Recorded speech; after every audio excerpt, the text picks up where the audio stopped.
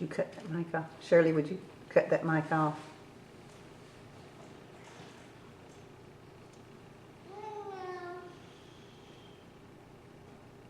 Slide it down.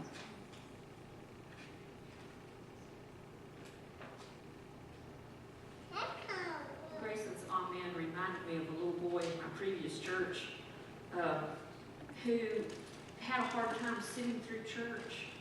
And I had a tendency to say amen kind of at the end of my sermon. So he counted on that. And when he heard amen, it meant Mom, Dad, time to be in the car on the way home. But on Communion Sunday, often I would say amen, and there was more to come. And those were bad days. So the mom said, Shirley, would you try to remember not to say amen at the end of your sermon if there's more to come? Dear words of Scripture from the 2nd chapter of the Gospel of Matthew. In the time of King Herod, after Jesus was born in Bethlehem of Judea, wise men from the east came to Jerusalem asking, "Where is the child who's been born King of the Jews? For we observed his star at its rising and have come to pay him homage." When King Herod heard this, he was frightened, and all Jerusalem with him. And calling together all the chief priests and scribes of the people, he inquired of them where the Messiah was to be born. They told him, "In Bethlehem of Judea. For so it's been written by the prophet, and you, Bethlehem, in the land of Judah, are by no means least among the rulers of Judah, for from you shall come a ruler who is to shepherd my people Israel." When Herod secretly called for the wise men and learned from them the exact time when the star had appeared, then he sent them to Bethlehem, saying, "Go and search diligently for the child. When you found him, bring me word so that I may go and pay him homage." When they had heard the king, they set out, and there ahead of them went the star that they had seen in its rising, until it stopped over the place where the child was. When they saw that the star had stopped, they were overwhelmed with joy. On entering the house, they saw the child with Mary his mother, and they knelt down and paid him homage. Then, opening their treasure chests, they offered him gifts of gold, frankincense, and myrrh. And having been warned in a dream not to return to Herod, they left for their own country by another road. Now after they had left, an angel of the Lord appeared to Joseph in a dream and said, "Get up, take the child and his mother and flee to Egypt, and remain there until I tell you. For Herod is about to search for the child to destroy him." Then Joseph got up, took the child and his mother by night, and went to Egypt and remained there until the death of Herod. This was to fulfill what had been spoken by the Lord through the prophet, "Out of Egypt I have called my son." When Herod saw that he had been tricked by the wise men, he was infuriated, and he sent and killed all the children in and around Bethlehem who were 2 years old or under, or according to the time that he had learned from the wise men. Then was fulfilled what had been spoken by the prophet Jeremiah. A voice was heard in Ramah, wailing and loud lamentation, Rachel weeping for her children. She refused to be consoled because they were no more. When King Herod died, an angel of the Lord suddenly appeared in a dream to Joseph in Egypt and said, "Get up, take the child and his mother, and go to the land of Israel, for those who were seeking the child's life are dead." Then Joseph got up, took the child and his mother, and went to the land of Israel. But when he heard that Archelaus was ruling over Judea in the place of his father Herod, he was afraid to go there. And after being warned in a dream, he went away to the district of Galilee. There he made his home in a town called Nazareth, so that what had been spoken through the prophets might be fulfilled. He will be called a Nazarene. The word of God for the people of God. Thanks be to God. Well, with the coming of Advent, we have begun a new lectionary cycle. As far as the church year goes, a new year begins as Advent begins. And so we are now in what we call Year A. And in Year A, we read a lot of the Gospel of Matthew. So you'll hear Matthew being read at various times through the years. It's a wonderful gospel. And it has very much in common with Matthew and Luke. Those three gospels, Matthew, Mark, and Luke, are sometimes referred to as synoptic gospels. And if you were to kind of read those one after another in kind of short order so you didn't forget details of what you just read, you would hear some of those similarities, one gospel to another. Synoptic means that it has a common eye or a common view. And so for those reasons, you will hear lots of similarities. But if you pay attention, you'll also hear differences. And one of the differences that you encounter right away, at least between the two Gospels, Matthew and Luke, that have birth narratives, are differences of perspectives in the ways that they tell the story. In Matthew 1, there is an announcement about Jesus' extraordinary birth that's to take place, just as there is an announcement in the Gospel of Luke. But the difference in the story is that in Matthew, the announcement comes to Joseph and not to Mary. The story must surely entail a struggle and an internal sort of wrestling for both the parents in the story, both Joseph and Mary. But in Matthew, we're going to deal with the struggle that takes place in Joseph, not in Mary. And in the early days of Jesus' life, there is a story about a prominent role in hearing the voice of God and responding so as to provide safety and security for the child Jesus as he begins to grow up. But that prominent role, that hearing the voice of the angel, as recorded by Matthew, is in Joseph, not in Mary. I have a beautiful, beautiful collection of poems that I pull out and read every single Advent and Christmas season of the year.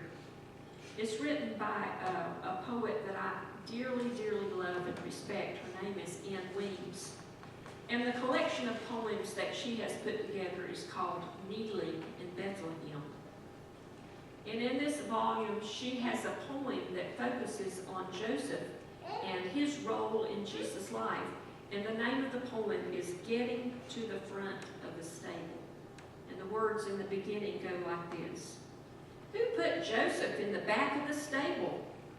Who dressed him in brown, put a staff in his hand, and who told him to stand at the back of the creche? Background for the magnificent light of the Madonna. In my view, Matthew has done what she suggests we do, that we pull Joseph out of that sort of back spot in the creche and pull him forward and let the light shine on Joseph for a time so that we can think about his contribution. Matthew has done that. He has helped Joseph to get to the forefront of the story. He's helped us to see that there is an important calling of God that's issued to him. He's helped readers to see some of the things that make him worthy of our admiration. Matthew has helped us see some things that Joseph did that you and I will also do to be a blessing, to realize our full potential under God. So what is it that Joseph does? Over and over in the story, we hear about how Joseph listens for the voice of God. I have to say, I'm impressed every single time that I hear about somebody listening for the voice of God and obeying the voice of God. Why am I so surprised? Well, I'm surprised because it's a noisy, busy world in which we live. And as we're sort of caught up in day-to-day life and we're having all of these things happen to us and there are all these voices in the world around us, oftentimes it's just simply hard for the voice of God not to be drowned out in the process. Joseph and Mary were in the midst of planning a wedding. And right in the midst of happiness and the sense of anticipation that always seems to go with planning a wedding, comes this unexpected turn of events. Joseph finds that Mary is pregnant. And we know that that can make Joseph, not just Mary, but Joseph the laughing stock of everybody in the community. He has every justification for running headlong into action, for taking care of Mary and the humiliation that she's caused him. And by taking care, I mean that in the worst possible way, not in the best possible way. To take care of a woman who's caused public disgrace usually involved taking her out to the edge of the town. And the person who's been disgraced, in this case Joseph, launching the first stone with all the community joining in. But in the midst of that kind of community expectation of what would happen, Joseph pushes the pause button. Oftentimes it's a good thing to push the pause button in our lives, isn't it? He didn't rush into action. He didn't pursue an action that he would design all on his own. Instead, he waited for God to speak in this, what was the worst possible situation of his life. And as he pushed the pause button and he allowed God's voice to come, he also allowed that voice to direct him. He didn't just listen and say, okay, well, I heard you, God, but I'm going my merry way. Instead, he allowed God's voice to be that which would direct him. You and I are often in that situation, aren't we? We're often in those situations in life where we sort of toss out a problem, something that we're struggling with. Maybe we talk about something that somebody's done to us, some way that we've been wronged. And every single person around us has an opinion, don't they? And every single person in the world around us almost can outline for us some way that we get back. Or we do something equally as bad as what was done to us in return for the way that we've been wronged. For Joseph, no doubt, those community voices were loud voices saying, go ahead, Joseph, get rid of her. Give her what she rightly deserves.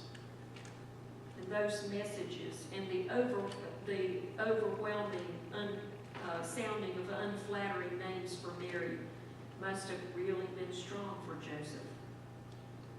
And to do something other than what the community demanded potentially puts Joseph in their bad graces as well. Nevertheless, Joseph was a strong man of faith, a man who understood God's voice to be more trustworthy than any voice in the world around him. And so he listened and responded to that voice to tell him to take Mary as his wife. But certainly the story doesn't end there, and the listening for the voice of God doesn't end there. We today enter that story about the Magi, the wise men, coming to visit the Christ child. And in that story, as they are searching for the child, they make their way to the palace, to the home of Herod. And because rulers oftentimes are paranoid people and concerned only about preserving their power, telling Herod about the Christ child and that he's to be king over Israel puts Jesus at great, great, great risk. And potentially Jesus would have been killed along with all of these other baby boys born in that time period. Except for the fact that Joseph was born in a dream to take his family into Egypt. The passage says when Herod was tricked by the wise men, he was infuriated and he sent and killed all the children in and around Bethlehem. Isn't that horrible, awful, tragic story. But Joseph stayed attuned, and he committed himself to following God rather than conventional wisdom, and rather than sloughing off messages that he thought he heard from God, and thus still putting the baby at risk. The angel in a dream divulged to Joseph that he must take Jesus and Mary to a place of safety in Egypt. Now think about it. Going to Egypt meant they became refugees. It meant that they left the familiarity of home. It meant that they would leave family and friend support that they would have in the early days of their relationship and in the early days of trying to be parents. It meant that Joseph must leave his carpentry shop and start all over again. But Joseph believed that facing the unknown, facing a foreign land, is an acceptable thing to do when guided by the hand of God. Even a foreign land can be a place of provision when another person's life is at risk. So Joseph did all these things to take care of and to provide for Jesus. Joseph was an earthly father, but ultimately that child that he was in charge of belonged to God. Joseph never allowed that to be a point of struggle for his ego. Instead, he did what his life of faith told him was the right thing to do, the honorable thing. Most importantly, the thing that was pleasing to God. So all of those, I believe, provide cues for us as we move into this new year. It is so important for us to listen for the voice of God. It's important, I believe, also for us, instead of moving abruptly into the direction of the voice of society, for us to do what Joseph did, to sort of push the pause button and just wait a little bit for the voice of God. It's important for us to evaluate any action that we are about to pursue, to see if it stands in line with the grace and the peace and the love given to us in the Christ child. May you and I this year be willing to step out of faith, to take actions that support life and health for people unable to fend for themselves, as was the baby Jesus in this story. I want to close with the last part of the poem by Anne Williams. God chosen, this man Joseph was faithful in spite of the gossip at Nazareth, in spite of the danger from Herod. This man Joseph listened to angels, and it was he who named the child Emmanuel. Is this man to be stuck for centuries at the back of the stable? Actually, Joseph probably stood in the doorway. He was probably urging Mary to get some rest, gently covering her with his cloak, and assuring her he would watch the child. Actually, he probably picked the child up in his arms and walked him in the night